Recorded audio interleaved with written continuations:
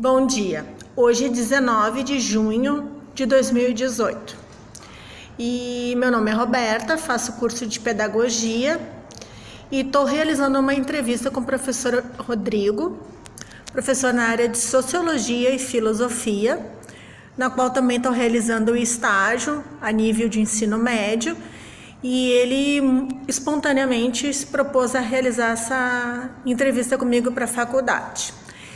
Bom dia, professor. Bom dia. Bom dia. Professor, esse trabalho fala sobre a inclusão escolar.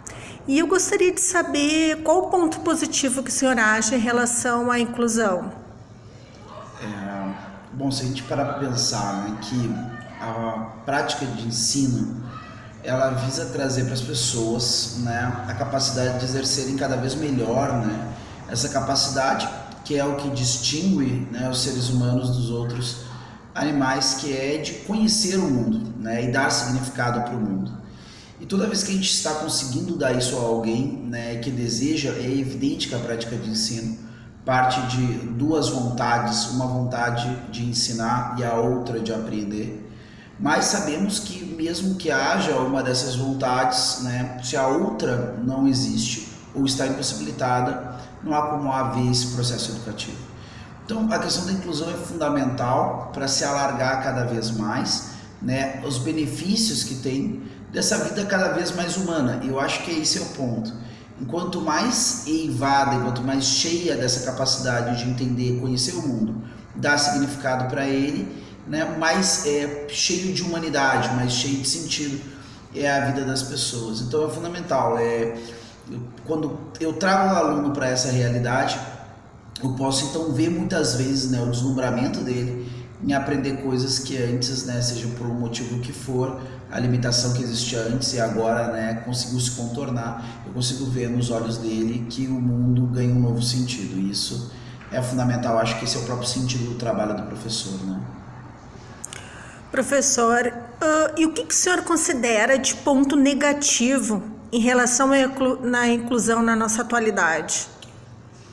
Bom, o grande problema depende muito do contexto. A inclusão em si nunca tem nada de negativo, na minha opinião, né? O desejo de trazer a pessoa para os grandes benefícios do aprendizado, do tipo integral, né? Seja do campo, né, afetivo, seja intelectual, das matérias e assim por diante, é sempre bom. A dificuldade é que muitas vezes se larga a questão da inclusão como se fosse uma espécie de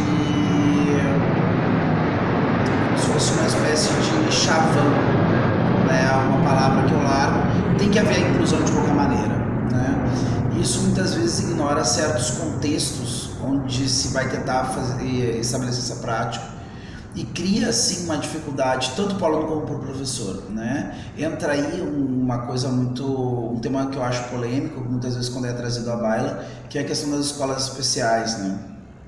Hoje em dia, em vistas da inclusão, se tem tentado trazer os alunos para esses ambientes, né, da dita normalidade, né, onde tem alunos que seriam considerados, né, anormais.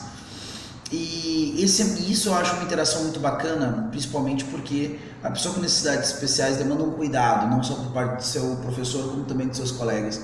E é muito, muito bom colocar os alunos dentro dessa realidade. Eu preciso ajudar os outros. Não só o meu colega que tem necessidades especiais, mas todo mundo. Talvez isso ajude até a acordar o aluno para o altruísmo no geral. Agora, eu tenho que ter recursos e meios, e eu tenho que ter um professor apoiador ali para me ajudar, né? Porque senão eu não vou conseguir nem tampouco incluir esse aluno, e na verdade eu vou acabar causando um constrangimento, um problema, uma situação, né, que talvez até recrudesça, né, a sensação de exclusão desse aluno, né, por causa dessa pessoa que mediasse, né, mais de perto esse caminho de inclusão. Então a única coisa é isso, tem que ser uma coisa que tem que ser feito com muito cuidado, para não piorar a sensação de exclusão desse aluno na tentativa de ajudá-lo, né? Professora, com todo o seu conhecimento, sua experiência, o que o senhor nos sugere? O que poderíamos fazer para melhorar a questão da inclusão no contexto escolar? Eu acredito que primeiramente precisamos, né, e aí lidamos com as limitações dos meios, né, de falta braço, falta recurso, mas fundamentalmente é o seguinte, né, cada vez mais ter professores, primeiramente se criar uma cultura, né, que isso é uma coisa muito mais ampla, criar uma cultura que pretenda valorizar o outro pelo que o outro é, né, e não pelo que ele tem ou pelo que ele faz.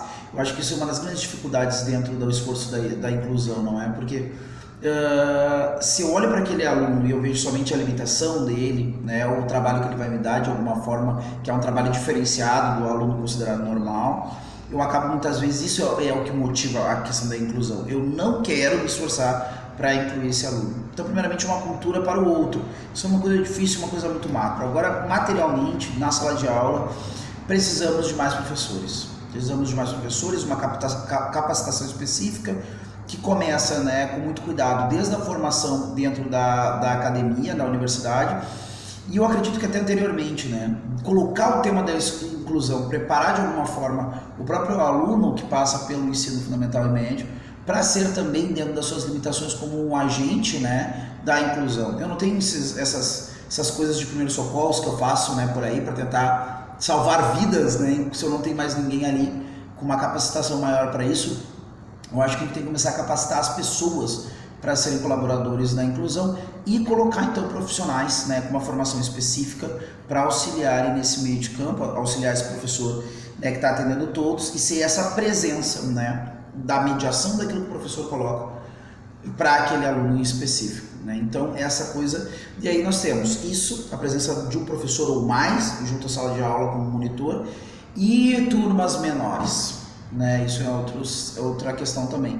E a diversificação dos meios, né, de ensino, investindo muito na questão, na minha opinião, do imaginário, da formação do imaginário, de entender quais os símbolos, né, que fazem sentido para esse aluno. Porque se eu entender como é que esse aluno, que até agora tem encontrado um mundo hostil, pela limitação que fosse, né, como é que ele significa esse mundo? E a partir do significado que ele dá para o mundo que está em torno dele, né, seja através de filmes, através do futebol, através do esporte, através de sei lá o que, eu pego isso aí, né, e ajudo os outros a entenderem como conversar com esse aluno e mostro para ele como ele pode dialogar com os demais. Então essas coisas, né, turmas menores, mais professores para auxiliar na sala de aula, né, e um conhecimento muito fino, né, daquilo que faz sentido no mundo desse aluno. Professor, muito obrigada pela sua entrevista, muito obrigada por me ceder seu tempo, foi de grande valia as suas palavras, o seu conhecimento. E essa entrevista foi realizada dentro da Escola Estadual de Primeiro e Segundo Grau, Presidente Arthur da Costa e Silva. Muito obrigada. De nada, eu agradeço muitíssimo.